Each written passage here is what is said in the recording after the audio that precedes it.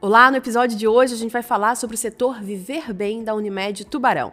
Ele contém diversos programas que auxiliam na qualidade de vida de pessoas que possuem alguma enfermidade ou alguma doença crônica.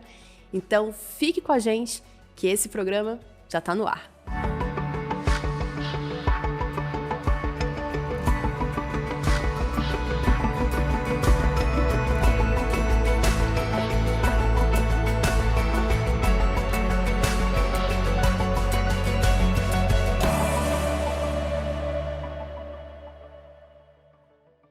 E para falar sobre esse setor, eu recebo aqui hoje, em nome da Unicred e da Maria Rocha, enfermeira responsável pelo Viver Bem, a Jane Mariluza da Silva. Jane, muito obrigada por estar aqui com a gente hoje, por ter aceitado o convite para falar sobre esse setor que é tão importante para a Unimed. Sim, eu que fico honrada pelo convite também. Jane, então vamos explicar para o pessoal que está assistindo a gente primeiro, o que é o setor Viver Bem? Então, o setor Viver Bem, antigamente, alguns anos atrás, ele era chamado de setor de medicina preventiva. Então, era um nome um pouco mais claro sobre o objetivo do setor, né? Então, depois de alguns anos, né, em questão da Unimed do Brasil, essas questões de padronização, então veio essa nomeação de Viver Bem. O que é o objetivo desse setor? É estar verificando através dos clientes Unimed, Tubarão no caso, é quem tem doenças crônicas, né, quem tem alguma situação de saúde que gera um alerta, que precise melhorar essa condição de saúde, que precise melhorar uma qualidade de vida, para daí sim o setor agir sobre isso. Então a gente, através desses indicadores que a gente pesquisa ou tem esses dados, nós verificamos, avaliamos e desenvolvemos ações de promoção, prevenção, parcerias para estar desenvolvendo a saúde das pessoas. Então não atua só no pós, ele também tem essa parte de prevenção importante? Sim, promoção e prevenção da saúde. Porque tem que detectar precocemente para que a pessoa não precise entrar dentro de um tratamento que às vezes até vai ser agressivo, né? Ou vai comprometer essa qualidade de vida dele a longo prazo. Então, por isso, a ideia é agir precocemente no diagnóstico. Legal. E a gente vai falar então agora um pouquinho sobre as áreas que esse setor abrange, né? Se você pudesse dar uma pincelada, assim, porque a gente sabe que são vários, mas nos mais importantes que vocês trabalham. Então, hoje, a gente tem 3 programas mais importantes dentro do setor Viver Bem. Então, nós temos o Viver Bem Saudável, que ele atua com os pacientes, com o público que precisa fazer uma cirurgia bariátrica, que é a gastroplastia, que a gente chama. Temos a parte dos doentes crônicos, que atuamos em cima dos pacientes com diagnóstico de hipertensão, diabetes e obesidade. E também iniciamos recentemente um projeto um pouquinho mais amplo na parte do rastreamento do câncer de mama. São os 3 principais que a gente vem trabalhando ultimamente.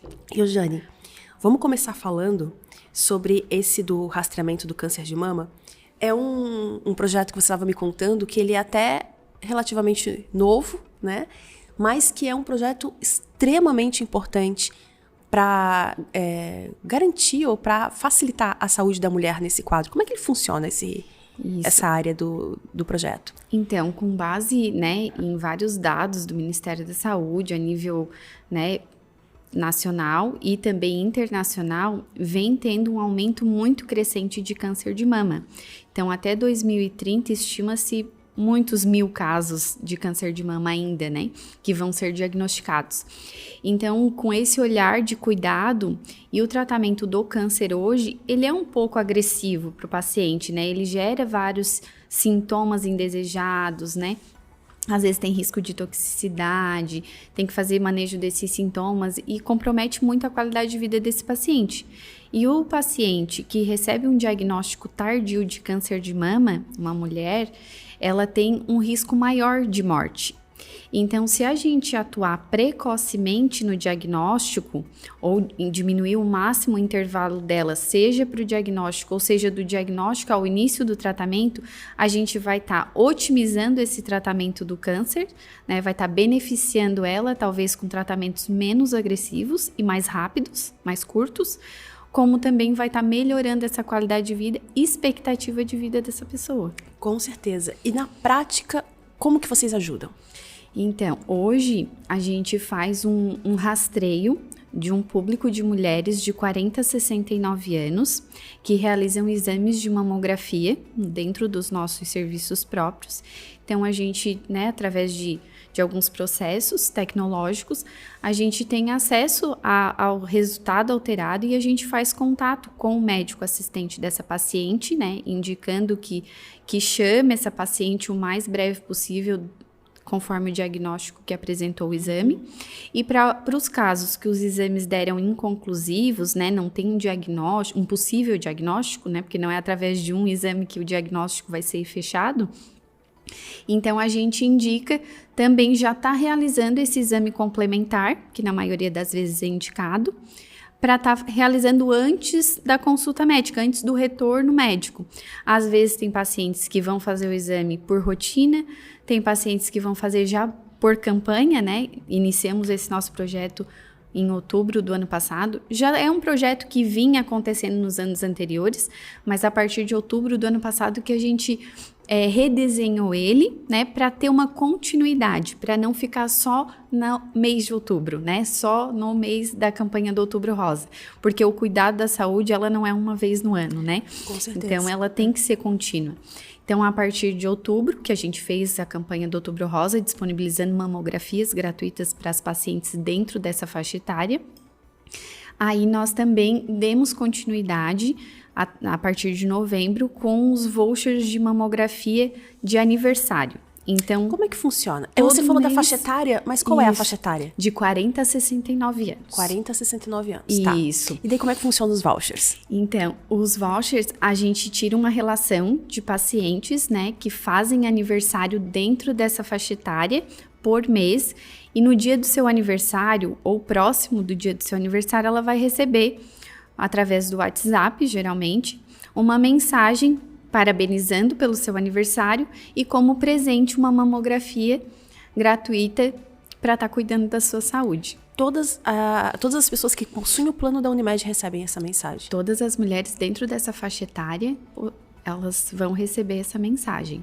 Ótimo. E Jane, qual é a equipe que trabalha nesse setor do rastreamento do câncer de mama? Porque assim, tem uma equipe que faz o contato, que fica mais próxima, mas quem são essas pessoas? São enfermeiros, médicos? Uhum. Então, como equipe do setor Viver Bem, né, nós temos uma médica coordenadora, que é a doutora Edmara Alves, tem eu como enfermeira responsável, temos uma técnica de enfermagem e temos um assistente administrativo. Grande parte do envolvimento dentro desses projetos que envolvem a coordenação do cuidado do paciente, eles ficam comigo mesmo. Sou eu que administro esse cuidado, verifico se o paciente tem critério de inclusão ou não, e alguns outros filtros necessários, relatórios, ou tá enviando os vouchers, fazendo essa organização, aí eu conto com o apoio dos meus colegas do setor. Que legal. Jane, eu acho que é interessante assim, as pessoas que trabalham com essa área de saúde, porque elas lidam todos os dias com sentimentos muito importantes dos pacientes. E você faz um trabalho que, querendo ou não, é um trabalho difícil, porque entrar em contato com uma pessoa que teve um resultado alterado. Uhum. Como é que você consegue lidar com isso? Assim, essa conversa com o paciente, dá para se preparar para fazer isso? Nem sempre é fácil, né? O que a gente tenta trabalhar, né? Tendo empatia com o paciente, né? Se colocando no lugar dele, como seria se eu recebesse uma mensagem? A gente tenta tomar o máximo de cuidado possível. Geralmente a gente aborda o paciente de uma maneira não tão invasiva, né? Verificamos se ele já tem um retorno médico agendado. A gente não vai direto ao ponto, sabe? A gente entra em contato, pergunta, diz que a gente teve conhecimento, que ele utilizou os serviços, realizou recentemente alguns exames de rotina ou de rastreamento.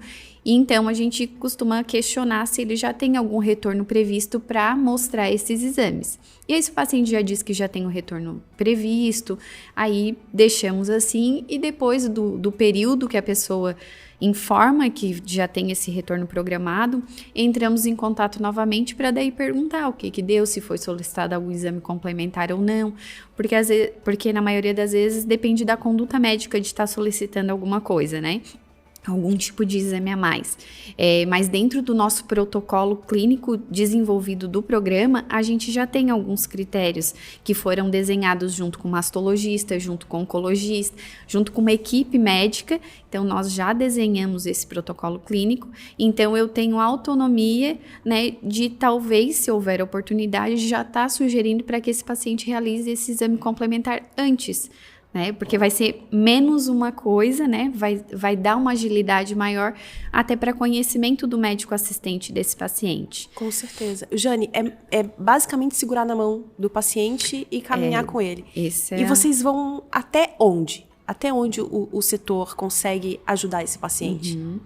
Então, dentro desse programa, a gente atua nessa parte de rastreamento, né?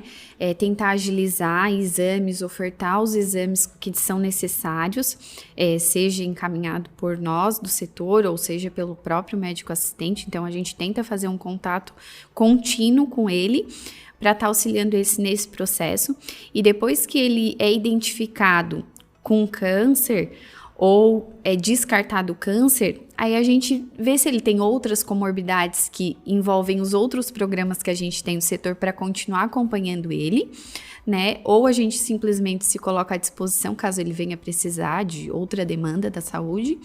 E quando diagnosticado, geralmente aí a gente já passa para uma equipe, né, mais avançada, especialista. É onde a gente também tem todo esse recurso dentro do nosso serviço, né? Nós temos o centro de oncologia, tem o ambulatório médico de especialidades, então a gente direciona e encaminha esse paciente para essas áreas. E daí, a partir dali, outra equipe assume aquele cuidado. Com certeza. Jane, vocês pensam talvez em aumentar esse do rastreamento de câncer de mama para talvez um câncer de colo do útero ou alguma coisa assim? Existe uma... Sim, existe uma ideia, né, de estar ampliando os tipos de câncer, porque o tratamento, o objetivo, ele envolve vários tipos de câncer, né? Então, o tratamento, ele continua sendo agressivo nos outros diagnósticos também. Só que no momento, até para iniciar, né, para ver questão também de equipe, a demanda logística, ver o que ia dar certo, o que a gente ia alcançar com isso, porque uma coisa é tu ter na teoria, né? E outra coisa é fazer no dia a dia isso dar certo. E o pouco tempo que a gente já fez esse rastreamento, a gente já está em torno de 600 pacientes rastreadas e 11 diagnosticadas com câncer.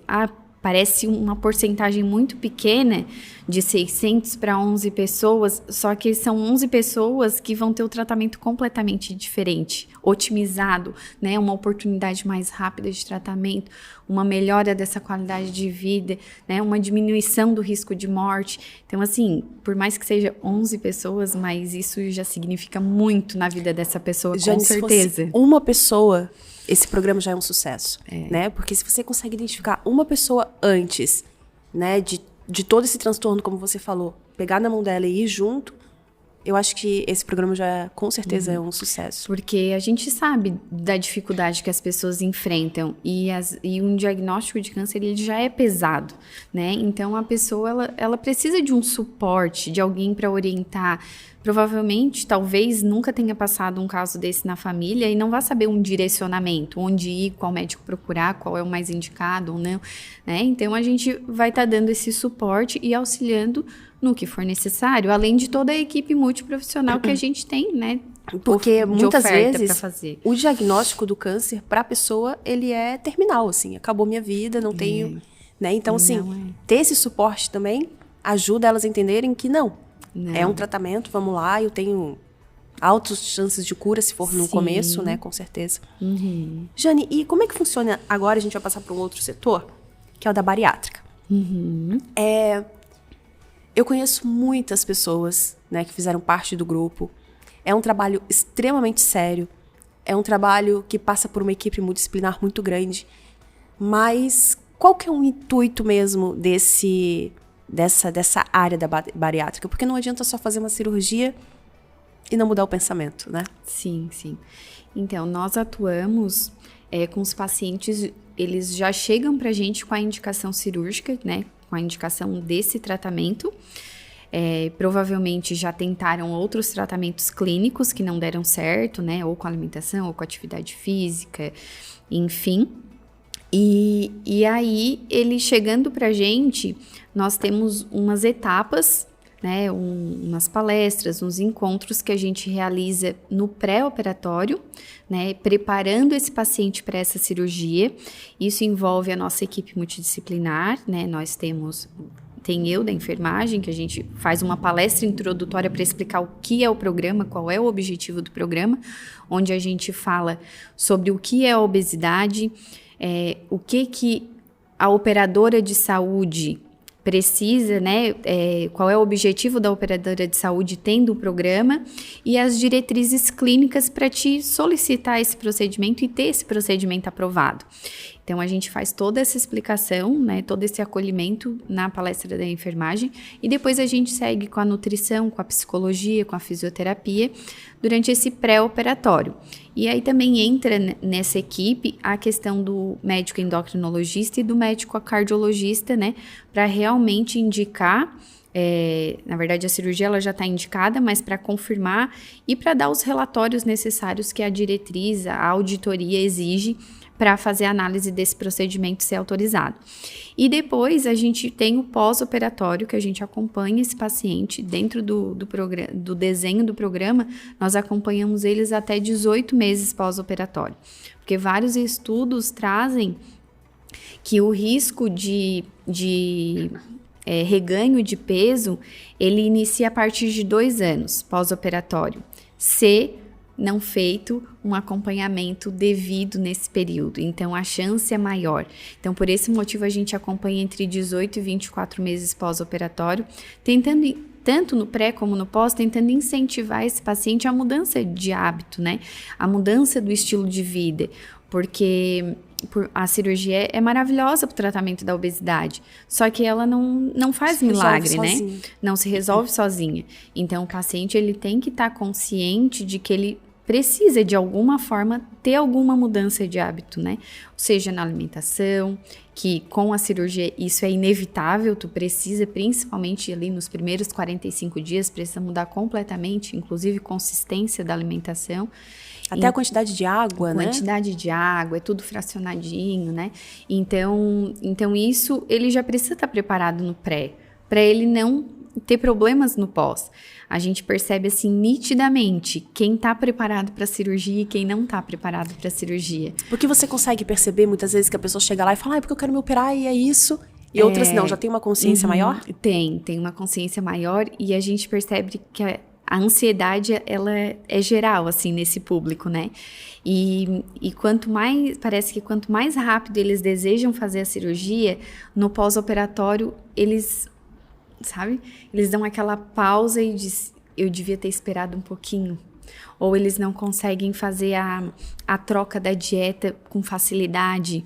Hoje mesmo, uma paciente ligou pra gente, que ela teve encontro de pós-operatório essa semana de 15 dias, o primeiro que a gente faz, e hoje ela ligou dizendo que ela não está conseguindo comer o pastoso, fazendo a reintrodução da consistência alimentar, passando do líquido para o pastoso. Mas não consegue ela por quê? Não consegue, é uma questão psicológica geralmente, acontece de ter, né, que fazer uma avaliação médica, refazer endoscopia, coisas assim, que daí entra na parte médica, né, para avaliar se realmente, às vezes, a boca do estômago não ficou muito fechada e tal, que também existe essa possibilidade, mas de maneira geral, pelo que a gente acompanha, é o envolvimento psicológico que contribui para não conseguir deglutir ou não conseguir tomar uma vitamina, sabe?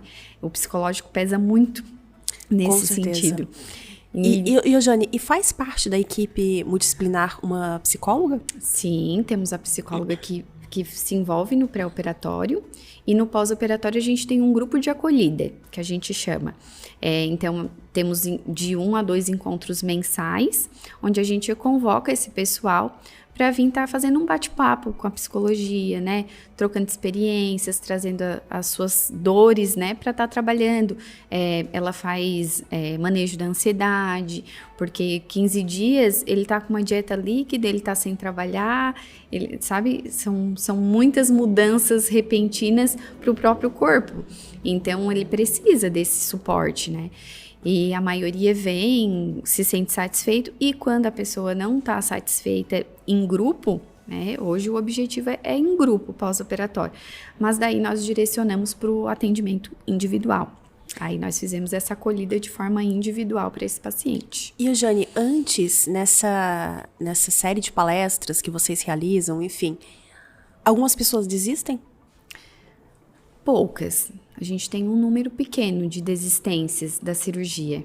E desistem justamente por isso, assim, porque talvez se sintam por não estar preparadas. Algumas se sentem que não estão preparadas. Já tivemos casos de desistência e depois de um período elas retomaram, pediram para retomar o programa, refizeram todo o processo e se sentiram melhores preparadas.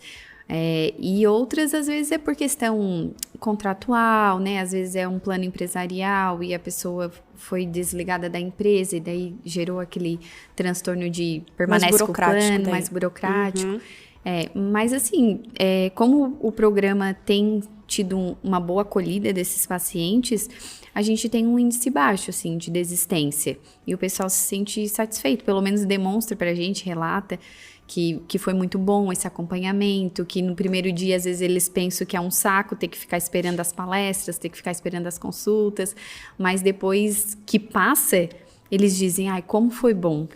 Porque quais são esses setores? Eu sei que você pincelou rapidamente, mas eu queria que você dissesse, assim, por quais passos eles passam? Uhum.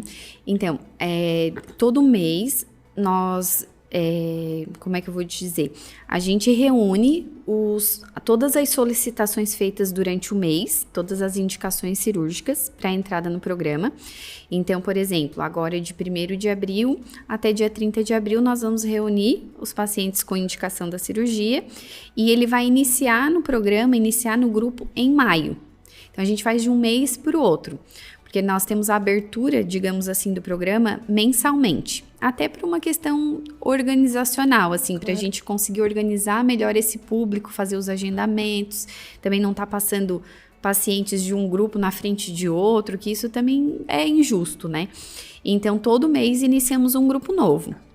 E quando a gente inicia, é pela palestra de enfermagem, né, que é comigo, onde eu dou aquelas orientações que a gente já comentou. Aí, depois disso, nós temos a palestra com a nutricionista, onde ela já passa o plano alimentar que vai ser do pós-operatório imediato, né, durante 15 dias, além das outras informações, suplementações, alguns riscos, né, se não tomar a vitamina da forma correta, suplementação de forma correta, o que pode acontecer com o paciente, em que casos é sinal de alerta, tipo síndrome de Dump, essas coisas. E depois, a parte da psicologia, a gente também tem um encontro com a psicologia, onde ela reforça esse pensamento, essa reflexão sobre o processo, né, se é isso mesmo que eles querem, se está no momento certo, enfim, tem a abordagem dela e como ela também cita a questão da ansiedade, que muito interfere. E depois a gente tem um encontro com um dos médicos cirurgiões da nossa rede, onde eles fazem uma palestra, um encontro, para tirar dúvidas referente ao processo cirúrgico, ao pós-operatório, o que está indicado, o que não está indicado. Geralmente é em forma de roda de conversa, então é bem interessante, né, porque eles fazem uma explicação do que é a cirurgia, né, o porquê da indicação, quem está indicado, e aí depois o pessoal vai tirando várias dúvidas sobre o procedimento cirúrgico em si, como de algumas situações que podem vir a acontecer. E aí, depois disso, a gente agenda uma consulta individual com a psicóloga, com a nutricionista e com a fisioterapeuta. A fisioterapeuta, ela não entra na palestra, mas ela entra numa avaliação individual, né? E elas emitem um documento onde informa os dados da saúde daquela pessoa, que é para nível de análise de auditoria. É uma exigência, né, de ter que apresentar esse tipo de documento. Então, dentro do programa, na parte pré-operatória, a gente trabalha com esses profissionais e para a emissão desses laudos, desses documentos e agilizando os processos conforme necessidade.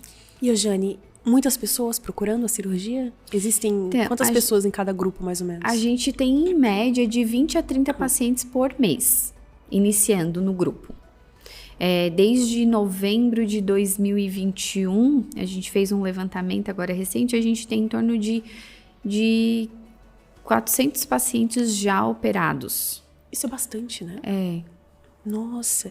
A pessoa, você sabe, não sei se você vai saber responder, mas a partir é pelo IMC que as pessoas, porque não é só um peso, né? Isso. O cálculo, ele é feito a partir do peso e altura do paciente, né? Onde vai dar uma classificação de obesidade. E aí, dentro dessa classificação de obesidade, conforme a Organização Mundial de Saúde, né? Ela classifica em sobrepeso, obesidade grau 1, grau 2, grau 3 e mórbida. Então, o paciente, para entrar no programa, ele tem que ter o IMC acima de 35, que é considerada obesidade moderada para grave. Já na moderada já consegue... Isso, porque daí, conforme diz a diretriz, de 35 a 39,9 de IMC, ele tem que ter uma comorbidade associada. O que seria comorbidade, né? Ele tem que ter uma outra doença associada à obesidade, que já é uma doença, né? Que já é uma doença que, se não cuidada, vai desenvolver outras, ou que se a pessoa já tem um diagnóstico, seja uma pressão alta, um diabetes, né, ela vai poder piorar essa condição de saúde. Então, por isso, indicado o tratamento. Então, de 35 a 39 seria associada a alguma comorbidade. E acima de 40, aí já não precisa ter uma comorbidade associada, porque daí já é um nível mais alto de obesidade, com risco maior e tudo mais. Mas geralmente chega nesse caso, como você falou, né? Já com uma pessoa procurando ter tido uma atividade física, sim, ou uma mudança de alimentação. Não é simplesmente, não, eu tô gordinho, então eu vou lá e vou fazer uma bariátrica. Não. Precisa ter um risco de vida, talvez, né? Uma falha de tratamento clínico, né? Seja com a parte da nutrição, seja com a parte da psicologia, seja com a atividade física. Uma coisa é certa, né? A gente às vezes não chega num resultado ideal se a gente ter apenas uma mudança, né? Às vezes ela precisa ser em conjunto, precisa tanto cuidar da alimentação, como iniciar uma atividade física, né? Regular o sono, tudo isso interfere também na questão hormonal, metabolismo, que daí interfere nesse tratamento ser, como é que eu vou te dizer? Mais eficaz. Eficiente, eficaz. Com certeza. Jane, a gente poderia falar então um pouquinho agora sobre o setor dos crônicos, só para a gente identificar quais são essas pessoas também que vocês fazem o acompanhamento, quais são essas doenças crônicas? Então, dentro do gerenciamento de crônicos, a gente acompanha os pacientes com diagnóstico de hipertensão arterial, diabetes e a obesidade. Então, a obesidade entra no crônico. Entra no crônico, porque como ela é uma doença, né, e ela pode prejudicar a saúde da pessoa desenvolvendo outras doenças ou piorando as já existentes, como a gente conversou, então ela entra dentro de uma doença crônica não transmissível, que a gente chama. Então, dentro do nosso gerenciamento, nós temos esses 3 diagnósticos para acompanhamento. Então, a gente faz telemonitoramento com alguns pacientes, a gente capta eles através de exames ou através de atendimentos, junto com o nosso hospital, a gente também tem essa comunicação com o setor de auditoria. Então, quando tem um paciente que potencialmente que tem indicação de participar do Viver Bem, a gente tenta fazer a coordenação desse cuidado, tenta fazer contato, tenta estar mais próximo, né? Lembrá-lo de fazer os exames com frequência, lembrá-los que eles precisam retornar ao seu médico para fazer o acompanhamento de rotina, para não estar agravando a doença que eles já possuem. Com certeza. Jane, para a gente finalizar, vamos falar sobre os medicamentos. Tem alguns medicamentos autoaplicáveis que você estava me contando. Vocês fazem um treinamento com essas pessoas para que elas possam receber, né, essa medicação em casa e vocês fazem esse manejo. Como é que funciona isso? Tem algumas medicações definidas no rol, né, da ANS e por consensos de auditoria, de Unimed Federação e tudo mais, que elas são auto-aplicáveis. Geralmente são medicações subcutâneas, né, ou de via oral. Também entra a parte dos hormônios, né, dos tratamentos quimioterápicos. Então, se essa medicação indicada para tratamento tiver dentro dessa tabela que a gente chama, passível de autorização do convênio e passível de ser utilizada em domicílio, né? O via oral é o menos complicado, mas, por exemplo, uma medicação subcutânea, que é aquela que a gente tem uma agulhinha fininha que a gente administra, então a gente orienta esse paciente, né? Faz uma primeira aplicação, habilita ele, tem o conhecimento de como se aplica, a forma que armazena essa medicação, e é possível de ele receber a medicação após autorizada para estar aplicando no seu próprio domicílio. Que facilita muito para o paciente, facilita né? muito, isso. Com certeza. E vocês dão toda essa instrução de como se faz, de como... Sim, a eles... parte da farmácia também, né? Eles dão toda a orientação sobre o medicamento, forma de armazenamento, os cuidados que deve ter com esse medicamento, porque alguns às vezes são até refrigerados. Então, se você não armazena da maneira correta, corre risco de ele perder o seu efeito, né? Então, toda essa equipe trabalha em cima disso, de gerar a segurança para o paciente, né? De ele ser bem acolhido, independente do tratamento que ele vai fazer. E, de maneira geral, a gente está sempre auxiliando ele dentro desses processos que a gente sabe que, querendo ou não, para o paciente ele é burocrático. Então, se a gente assume alguma coisinha, né, diminui essa burocracia do paciente, a gente acredita que ele vai ter mais eficiência nesse tratamento, vai se sentir mais satisfeito também com a questão da operadora de saúde e conhecendo os nossos serviços, né? Com certeza. Eu fiquei muito impressionada com esse setor e eu acho que são poucos os casos de alguém que realmente segura a nossa mão e vai junto com a gente. Extremamente importante. Acho que tem que ser bem disseminado, as pessoas precisam conhecer, porque é algo realmente que vai além de simplesmente a medicina, né? De simplesmente estar ali e ser diagnosticado. Uhum. É algo muito mais além do que isso. E por isso que eu até te perguntei quando você liga, quando você faz esse contato, quais são esses sentimentos, porque eu acho que realmente é um trabalho muito bonito e gratificante. E além disso, a gente, mais na parte de promoção e prevenção, nós também estamos atuando junto com as empresas, né? Que tem o convênio da Unimed a nível empresarial, né, os empresários, para os seus funcionários. Então, a gente costuma ter uma parceria com essas empresas, oferecer algumas palestras. Geralmente, as empresas maiores fazem semana de CIPAT, né, prevenção de acidentes e tudo mais. Então, a gente, às vezes, em parceria, temos uma lista de terceiros, né, que também são parceiros nossos, que acabam indo nessas empresas, levando a informação, levando a orientação de saúde, junto com o nosso setor Viver Bem também, e o pós-vendas. Então, hoje, quem faz o contato com essas empresas é o setor pós-vendas comercial, e aí, eventualmente, nós do setor Viver Bem também participamos, ou convidamos esses terceiros, esses palestrantes ou educador físico para estar fazendo uma ginástica laboral, promovendo um dia diferente nessas empresas, como uma reflexão de mudança de hábito, de cuidado também, e levar informação de saúde. Então, já nessas empresas, elas podem entrar em contato, né, com a Unimed e organizar, talvez, um calendário para que vocês consigam participar dessas semanas de prevenção. Sim. Enfim, em cada empresa dessa. Isso, até o pessoal do pós-vendas que faz esse contato mais próximo, né?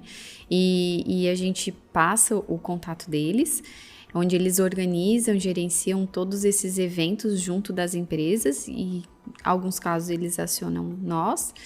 E montamos um calendário. É importante que as empresas se organizem para isso também, principalmente nas épocas que são mais solicitadas, que é na parte do Outubro Rosa, o Novembro Azul, em maio, em março. Então, sempre tem alguns meses do ano que é mais concorrido, né? Que as empresas acabam fazendo eventos mais nessas épocas, mas o cuidado da saúde ela tem que ser anual.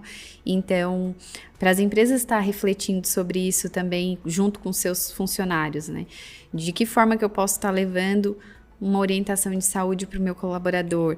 A questão da ansiedade, às vezes ela é muito presente dentro das empresas, ou por pressão, ou, né, ou pelo próprio trabalho ali. Então, o ano passado nós fizemos algumas ações referente ao controle de ansiedade dentro da empresa. Foi muito legal, a gente teve um retorno de satisfação muito grande das empresas, um reconhecimento pelos funcionários, dizendo, que legal, eu posso ajudar meu colega, eu consigo identificar que ele está ansioso, eu posso também ajudá-lo, né? Não preciso que ele se reconheça, que ele procure um médico. Então, são coisas simples do dia a dia que a gente pode estar contribuindo com a saúde do outro, né? Porque essas campanhas de prevenção, às vezes, como você falou, a gente pensa muito em Outubro Rosa, né? Ou, enfim, Novembro Azul, mas existem esse tipo de trabalho, né? A ansiedade, uma depressão, alguma coisa que, assim, é só um olhar, saúde mental, às vezes... em geral, né?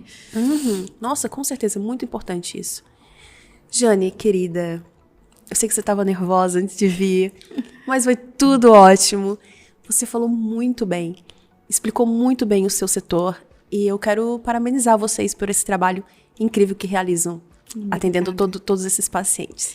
E a gente volta depois para, quem sabe, essa ampliação do rastreamento, outros programas, né, que vocês vão com certeza implantar, cada vez mais cuidando da qualidade de vida das pessoas. Sim, com certeza. Obrigada, tá, Jane? Obrigada também pelo convite. E o Viva Saúde Unimed Tubarão fica por aqui.